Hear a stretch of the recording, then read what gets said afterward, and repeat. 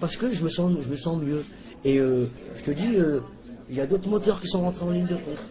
Alors, j'ai commencé par raconter mon univers, mon quartier, d'où je venais, et puis un petit peu le rapport à ma nouvelle vie, tu vois, ce que ça provoque dans la vie d'un gamin de devenir une vedette, tu vois, une rosta. Et aujourd'hui, je te raconte tout autre chose.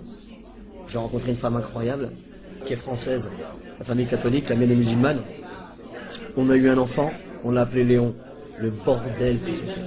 On est en 2010, hein. On pourrait penser que la mixité c'est un truc, c'est plus un sujet. Eh ben non, l'ami. C'est partout un sujet. Je pense que c'est bizarre que la religion prenne de plus en plus de place. Quand j'étais gamin, nous on s'en foutait, notre religion c'était le foot. On jouait 5 fois par jour au foot en direction de la Mecque. On n'avait rien à foutre de ces histoires, tu vois. Si ça a pris autant de place aujourd'hui, c'est que certainement la politique a déserté à un endroit, tu vois.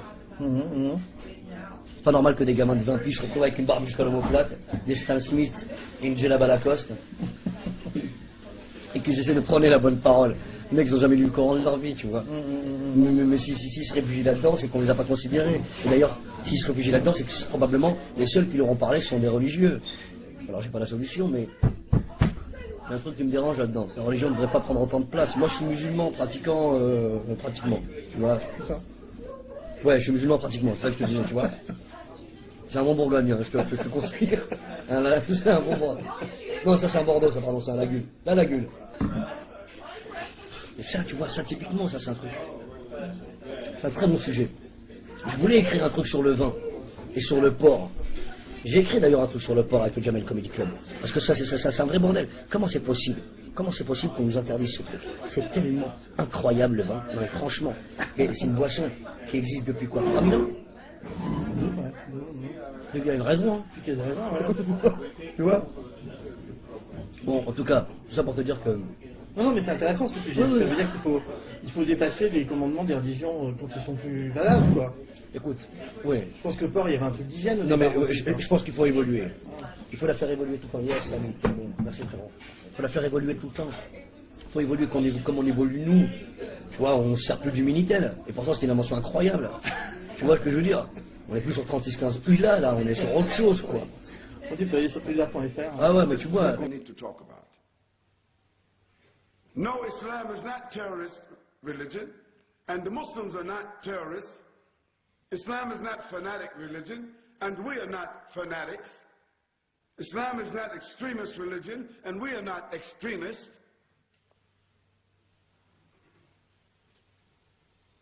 Islam does not allow suicide, and we don't support suicide bombers.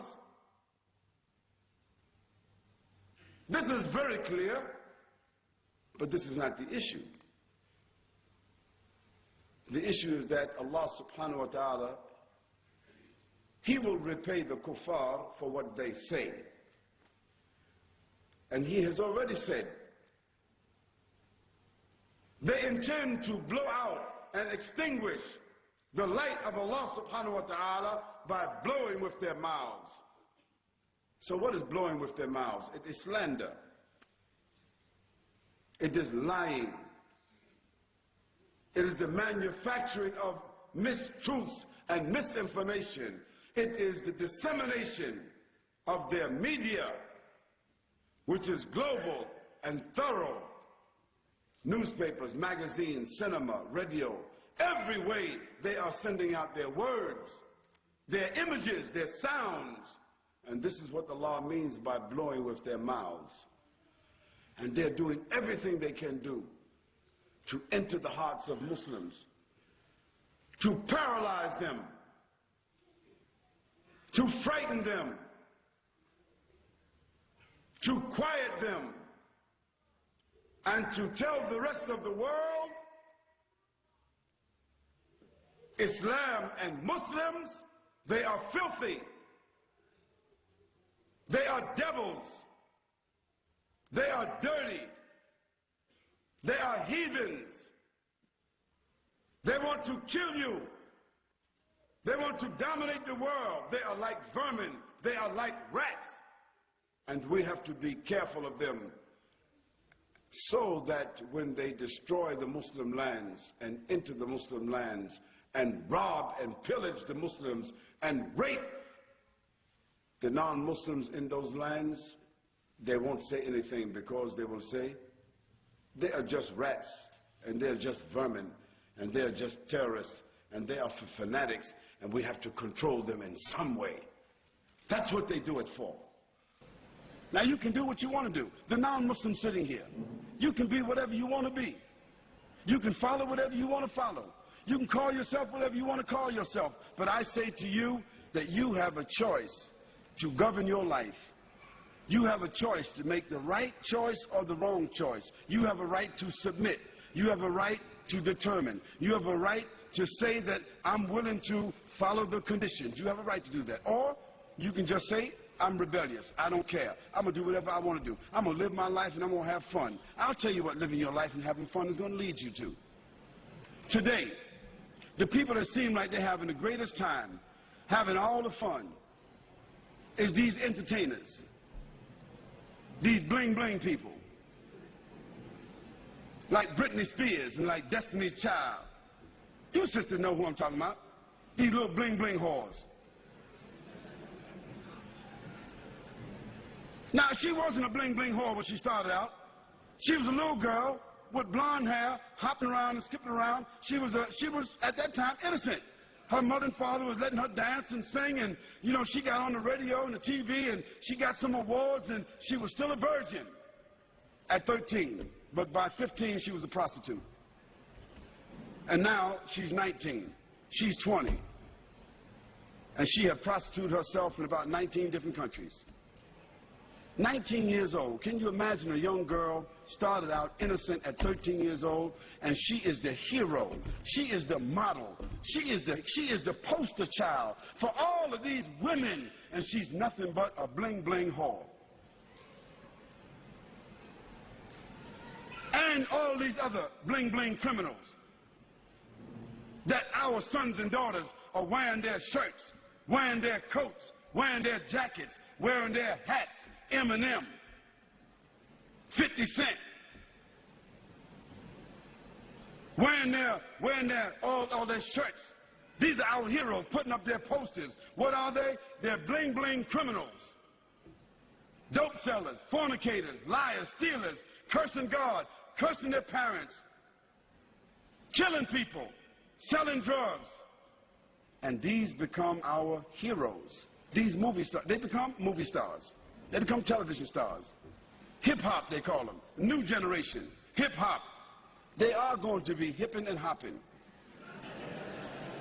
They're going to be hipping and hopping.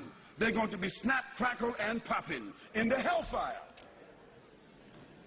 Yes, they will be hipping and hopping. Because that is the final consequence for corruption. Allah subhanahu wa ta'ala said in the Quran, Hal jaza'ul ihsan illa al-ihsan. Is there any other reward for good other than good? If you don't do good, how do you think you're going to expect good?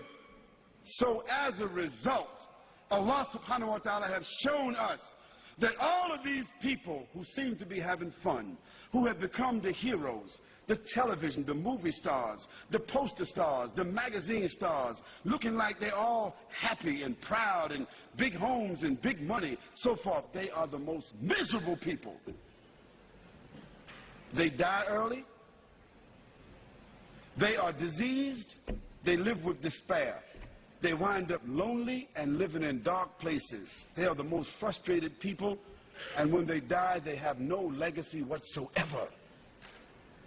Why? Because everything that the Creator told us not to do, when we do it, it winds up with disease. You name it. If the Creator told us not to drink alcohol, what is one of the greatest diseases in the world today? If the Creator told us not to use drugs, what is one of the greatest diseases in the world today? If the Creator told us not to fornicate, not to commit adultery, what is the greatest disease in the world today? Sexually transmitted diseases. If the Creator told us to be fair, don't take interest, what is the greatest source of stress in the world today? Debt. Everything the Creator said don't do, if you do it, because you have the will to do it, it ends up with disease. Everything the Creator said to do, if you do it, it winds up as a gift. It winds up as a refinement. It winds up as an acquired habit. It winds up as something that you can leave as a legacy. If the Creator said, do good actions, a person that tells the truth, he builds around them and insulates around themselves children, society, corporation, business, government that is built upon truth. Truth only leads to truth. Lies only lead to lies. When the Creator said to us, perform worship, recognize, pay tribute, complete the terms, when you see that a person is driven by faith, when you see that a person's life falls within the parameters of faith, a person's conscience is driven by faith, when a person, it brings about honor, it brings about integrity, it brings about strength, support, reputation.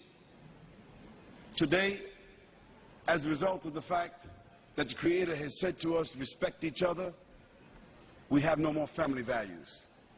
And what has the loss of family values led to? Again, disease.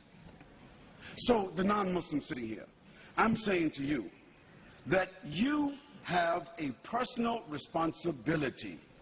Your personal responsibility is to make the choice, to bear witness, to accept, to declare, to put yourself on a path where you recognize your Creator. And secondly, not only that you recognize your Creator, but that you're willing to make some kind of tribute towards your Creator by either praising or by following or adhering. And finally, you have a choice. You have a responsibility to not only accept and to recognize, but to conform. Conform means submit.